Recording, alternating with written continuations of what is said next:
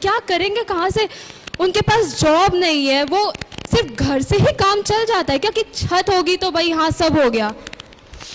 देखिए पांडे जी, ऐसा नहीं है कि ये आक्रोश है आज के युवा पीढ़ी में नहीं, हर जनता में।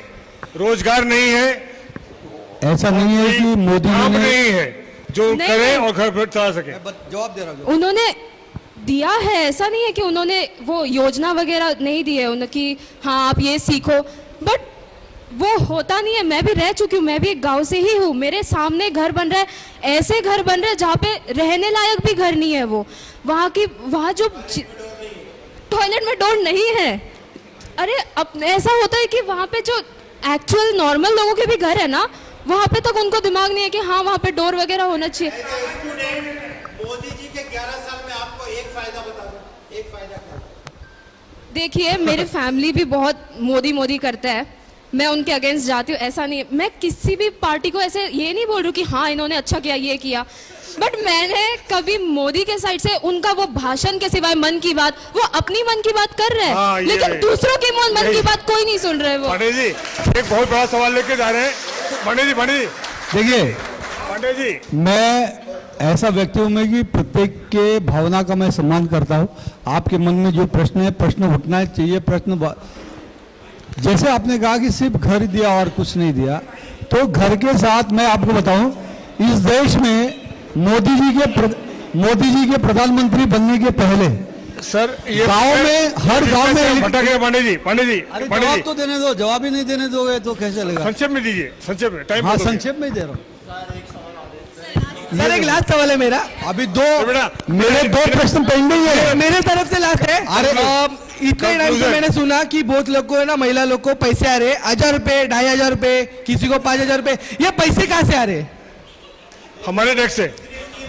ये पैसे कहाँ से आ रहे मुझे ये पता करना है। ठीक है मैं और अभी स्टार्टिंग में हुआ कि इतने लोग, महिला लोग ने लाइन लगाए, वो लोग ने फॉर्म भरा, बाकी के लोग को, महिला लोग को पैसे क्यों नहीं मिल रहे? और अभी फॉर्म बंद हो गया। ठीक आशा है। और ये पैसे कहाँ से आए मुझे आप बता दीजिए बस। जी देखिए, एक साथ फारूकी जी, एक साथ 3-3, 4-4 प्रश्न हो गए, इसीलिए हम लोग 1 to 1 जवाब देते तो फटाफट होता था। अभी सुनिए, 3 क्वेश्चन एक साथ है तो मुझे थोड़ा 1 मिनट चाहिए, मैं लंबा नहीं बोलूंगा। पहला जो मेरी छोटी बहन ने बोला कि सिर्फ मोदी जी ने घर दिया है, नहीं देखिए कैसा है, समय बीजेपी ने ज्यादा काम किया है, इससे बीजेपी को भी ज्यादा बोलना पड़ेगा। मोदी जी ने 11 साल में इतने सारे काम किए कि हम वो बीजेपी ने काम नहीं किया, ज्यादा सवाल उठ भी रहे हैं।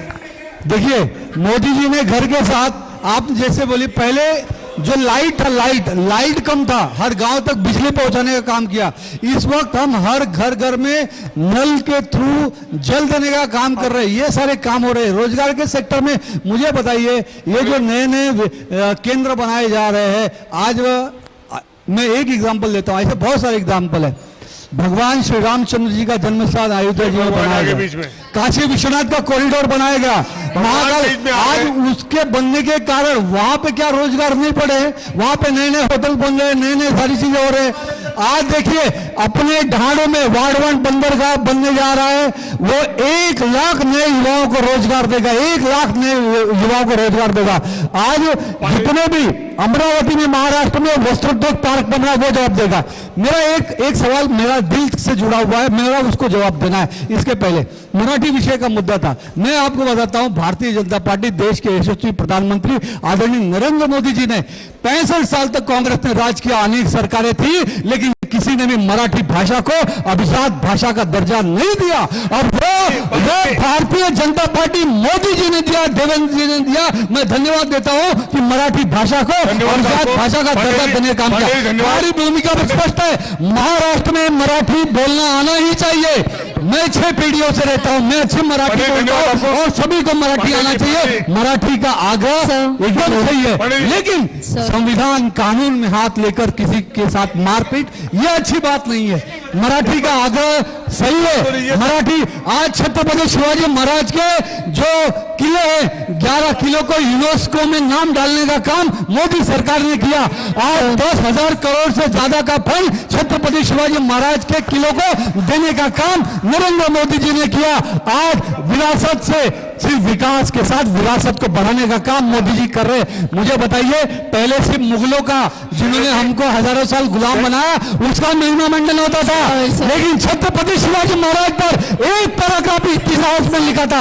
आज हम लोग छत्रपति शिवाजी महाराज का गुणगान करने का काम किया है। छत्रपति संभाजी महाराज के बलिदान को हमने इतिहास के बुक में लाने का काम किया है। महाराणा प्रताप के शौर्य को हमने इतिहास में लाने का काम, लेकिन इन्होंने सनातन का अपमान, हिंदू धर्म का अपमान, हमारे छत्रपति शिवाजी महाराज के शौर्य का अपमान कांग्रेस पार्टी ने 65 साल से कर रही है।